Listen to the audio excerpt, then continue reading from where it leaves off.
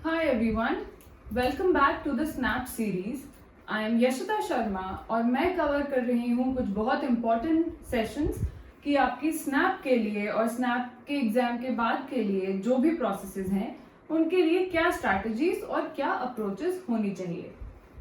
Similarly आज हम एक बहुत इंपॉर्टेंट टॉपिक पढ़ेंगे which is dos and don'ts if you are targeting SNAP exam. तो हर एग्जाम का पैटर्न अलग होता है, हर एग्जाम का टाइम अलग होता है, which is why it is very important to understand कि अगर आप एक पर्टिकुलर एग्जाम टारगेट कर रहे हैं तो what are the dos and what are the don'ts. So let us jump into discussing what are the dos and don'ts if you are targeting SNAP exam. सबसे पहले हम dos discuss करेंगे. The first point is sectional mocks. It is very important for you to appear for sectional mocks, to take as many sectional mocks as you can, because जो sectional mocks होते हैं वो exact reflection होते हैं आपका जो original paper होगा उसके pattern का. By that I do not mean that same type के questions आएंगे, same difficulty level आएगा, but the timing, the level of difficulty of questions is try to replicate that of the original exam depending कि पिछले इतने सालों में क्या रहा है लेवल ऑफ डिफिकल्टी. तो ट्राई किया जाता है कि लेवल ऑफ डिफिकल्टी उस हिसाब से आए मॉक्स में जो कि आपका फाइनल एग्जाम में होगा. दूसरा, timing is very important. while each section in CAT might be 1 hour long, each section in SNAP might not be 1 hour long, or similarly for NMAT or any other exam for that matter. तो अगर आप snap target कर रहे हैं तो it is very important for you to understand कि एक section का पैटर्न कैसा होता है. क्वांट के एग्जाम में, क्वांट के सेक्शन में कैसे क्वेश्चंस आते हैं, एलआर कैसा होता है, and what is the mix. For example quant और डीआई एक सेक्शन होता है स्नैप का, while in CAT quant is a different section and DI and LR make together a different section. तो इसीलिए बहुत इंपॉर्टेंट है कि आप सेक्शनल मॉक्स दें और सेक्शनल मॉक्स आप जितने ज्यादा दे सकते हैं उतने ज्यादा दें. सेकेंड पॉइंट है फुल लेंथ मॉक्स. तो जैसे कि हमने सेक्शनल मॉक्स के लिए डिस्कस किया वैसे ही फुल लेंथ मॉक्स के लिए भी इंपॉर्टेंट है. कैट का पैटर्न कंप्लीटली डिफरेंट होता है, जैट का पैटर्न कंप्लीटली डिफरेंट होता है, सिमिलरली स्नैप का पैटर्न कंप्लीटली डिफरेंट होता है. अगर आप फुल लेंथ मॉक्स देंगे तब आपको समझ में आएगा कि पूरा पेपर जब आप देंगे तो आपका टाइमिंग कैसी होनी चाहिए, आपकी स्ट्रैटेजी कैसी होनी चाहिए. You will be able to better जज कि जब आप एक दो मॉक्स दे देंगे then you will understand okay this is what work for me, this is what did not work for me, and maybe I should let go of this thing and focus more on the former. तो ये सारी चीजें आपके लिए जब तक आप exam देंगे तब तक you will have a very well plan strategy of how you should approach the exam. आपको कौन से टाइप के क्वेश्चंस पहले करने चाहिए, आपका कौन सा सेक्शन ज्यादा स्ट्रांग है, आपको किस सेक्शन पे ज्यादा ध्यान देना चाहिए, एंड सो ऑन. तो फुल लेंथ मॉक्स जो है वो बहुत इंपॉर्टेंट है to understand how exactly is an exam. Third point है prepare along with CAT. Now a lot of us think कि कैट के लिए तो हमने प्रिपेयर कर ही लिया है और स्नैप का साथ में हो जाएगा और कैट के बाद देखेंगे. So it might work for a few of us because the subjects are the same, but I would advise that at least by the month of September, you should start giving at least one mock of SNAP in a month along with CAT. क्योंकि अगर आप ये सारे मॉक्स देंगे तभी आप उस flow में रहेंगे and you will not lose touch of your preparation in terms of SNAP. क्योंकि बहुत सारी चीजें हैं जो डिफरेंट हैं CAT और SNAP में, इसलिए बहुत जरूरी है कि एक बैलेंस रहे. Yes, CAT should definitely be the priority because that is the exam that we target. और सब्जेक्ट्स भी सेम ही है कैट और स्नैप के, बट पैटर्न अलग है. इसीलिए जरूरी है कि आप स्नैप की तैयारी कैट के साथ साथ करें. एटलीस्ट एक फुल लेंथ मॉक महीने में दें या फिर एटलीस्ट कुछ सेक्शनल मॉक्स दे दें बीच में जब भी आपको टाइम मिले.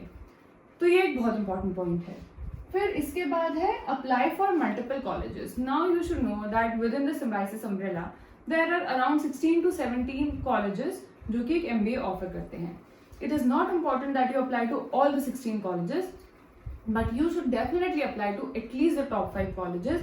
Even if you're too ambitious, you should definitely apply for the top 5 colleges. Those could be Symbiosis, SIBM Pune, SCM HRD Pune, SIBM Bangalore, SIIB Pune, and may be SIOM Nashik, right. अगर आपको operations में interest है तो आप SIOM के लिए definitely apply कर सकते हैं। तो कुछ कॉलेजेस हैं जो आपको डेफिनेटली अप्लाई करने चाहिए, irrespective of how well you're doing in CAT mocks or ZAT mocks or anything else. तो कई बार ऐसा होता है that because that particular day didn't go too well for us, we do not get selected in the college that we thought we would. ऐसे time पे it is very important that we have other options. ठीक है, अगर आपको नहीं join करना है वो कॉलेज, आप मत करिए, लेकिन at least you will get an experience of the GDPR processes या किस तरह के प्रोसेसेस होते हैं। तो अगर आप आपके मेन एडमिशन प्रोसेस के पहले कुछ ऐसे कॉलेजेस के प्रोसेसेस दे चुके होंगे, it will also help you on the day of your admission process of the CAT related B schools. इसके बाद है बिल्ड रेलेवेंट प्रोफाइल। तो not just for SNAP, for any good exam that you're targeting, any good B school, एक profile का होना बहुत जरूरी है, और प्रोफाइल जितनी रेलेवेंट होगी उतना अच्छा है। रेलेवेंट प्रोफाइल से ये मतलब है कि जैसे आपका अगर गैप है आफ्टर योर ग्रेजुएशन, या फिर आप जॉब कर रहे हैं, जॉब छोड़ के फिर आपने कुछ गैप लिया है before you are preparing for exam, तो उस गैप में आपने क्या किया है। Now I will emphasize on this that rather than getting a certificate from an NGO or a random small firm और अपने फैमिली बिजनेस का कुछ लगाया, इससे बेटर है कि आप कुछ स्किल्स डेवलप करें उस टाइम में। अगर आपके पास 6 महीने का टाइम है, you have enough time to work on your skills, to develop new skills and to actually learn something new. And when you show that on your profile and when you speak about that in your interview, it will give out a very good impression to the panel. तो ये एक बहुत important चीज है। Now we'll quickly discuss the don'ts. सबसे पहला है don't wait until CAT is over to start preparing. जैसा हमने ऊपर डिस्कस किया कि आपको CAT के साथ साथ प्रिपेयर करना चाहिए। आप वेट मत करिए CAT खत्म होने का। जब आप CAT के लिए प्रिपेयर कर रहे हैं और आप मॉक्स दे रहे हैं, तो आपके मॉक्स से आपको थोड़ा आइडिया लग जाएगा कि आपका स्कोर CAT में कितना आ सकता है। If you are scoring 70 percentile in the mocks and you are not scoring up beyond that, then you should be prepared कि यार no matter how much I work hard, maybe there is a chance that I might not be able to score a 99 percentile. So I should have options open for myself. In that case, I have to prepare for other exams also along with CAT, which is why I'm focusing on, emphasizing on preparing for SNAP along with your CAT preparation. Second point है, do not take only CAT specific mocks. तो जैसा कि मैंने discuss किया, अगर आप सिर्फ CAT specific मॉक्स लेंगे तो आप सिर्फ एक CAT के पैटर्न से फेमिलियर हो पाएंगे, और शायद आपका CAT का एग्जाम बहुत अच्छा भी चला जाए, बट दूसरे एग्जाम जो है जो आप टारगेट कर रहे हैं उनको आप उतने अच्छे से नहीं दे पाएंगे। Which is why it is important कि आप सारे एग्जाम्स के लिए अलग अलग टाइप के उनके पैटर्न के हिसाब से मॉक्स लें और उसमें अपनी परफॉर्मेंस को गेज करें और उस पर वर्क करें। तो हो सकता है आपके CAT में 99.9 परसेंटाइल आ गए, but for some reason by any chance if you do not convert the college, then you might have to look out for other options, which is why आपके दूसरे एग्जाम के मॉक्स भी उतने ही इंपॉर्टेंट हैं जितना कि CAT का मॉक इंपॉर्टेंट है। Do not take any exam close to the date of SNAP. Now some exams have a fixed date like CAT and IFT and ZAT, but exams like NMAT have a window of around 2 to 3 months जिसमें आप exam दे सकते हैं। तो आप try करिए कि आप जो NMAT का डेट ले रहे हैं वो स्नैप से एटलीस्ट 1 वीक या 2 वीक दूर हो, बिकॉज जब आप 2 एग्जाम्स इतने पास पास दे रहे हैं, उनके पैटर्न्स कंप्लीटली डिफरेंट हैं, it might lead to a lot of confusion and you might not be able to perform well in both the exams.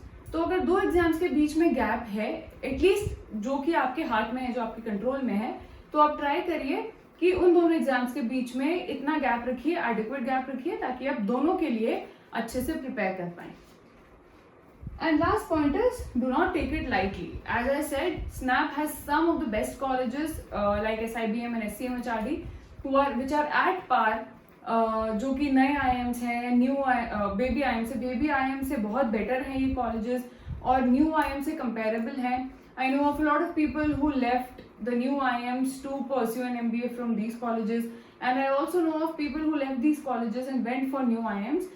And they thought that it would have been better if they had stayed with these colleges, because जो नए IIMs हैं उनमें से कुछ IIMs ऐसे हैं जो उतने ज़्यादा अभी ग्रो नहीं कर पाए हैं, उनका जो होल्ड है इंडस्ट्री में इतना अच्छा नहीं है। इसीलिए स्नैप एक बहुत इंपॉर्टेंट एग्जाम है, just like NMAT or any other exam like IFT, Snap offers one of the 2 or 3 at least ऐसे colleges हैं Snap में जो top 15 या top 20 best B schools में आते हैं within India, which is why it is very important for you to take this exam very seriously and do not take it lightly. So ये जो do's and don'ts थे हमारे, ये बहुत important है for you to remember. आप ये चीज़ें note down कर लीजिए and make sure that you follow all these things because Snap is an exam that can fetch you amazing colleges.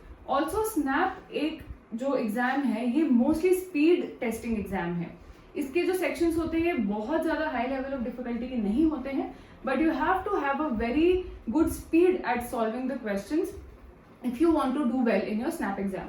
तो ये एक चीज़ है जिसके लिए जो मैं section of full length mocks बोल रही हूँ वो बहुत इंपॉर्टेंट है ताकि आपकी स्पीड बढ़े, ताकि आप जज कर पाएं कि हमें कितना टाइम देना है एक पर्टिकुलर क्वेश्चन को, and what is the time where I have to just drop that question even if I'm not getting an answer and I feel like I can. There are a lot of questions which you know you will get an answer to if you dedicate 15 minutes to that question, but you do not have that kind of time in the exam. So it is better to leave that question and solve 3 other questions in those 10-15 minutes जो कि आपके definitely right होंगे. तो ये थे हमारे tips आपके लिए अगर आप स्नैप को टारगेट कर रहे हैं. आई होप ये टिप्स आपके काम आएंगे, यूजफुल होंगे. अगर और भी कोई स्पेसिफिक क्वेश्चंस हैं तो आप कमेंट्स में लिखिए. we'll definitely answer those questions and address your concerns, and I will come back again with another session on an important aspect of Snap related concerns, and we'll discuss that again. Until then, study hard and all the best.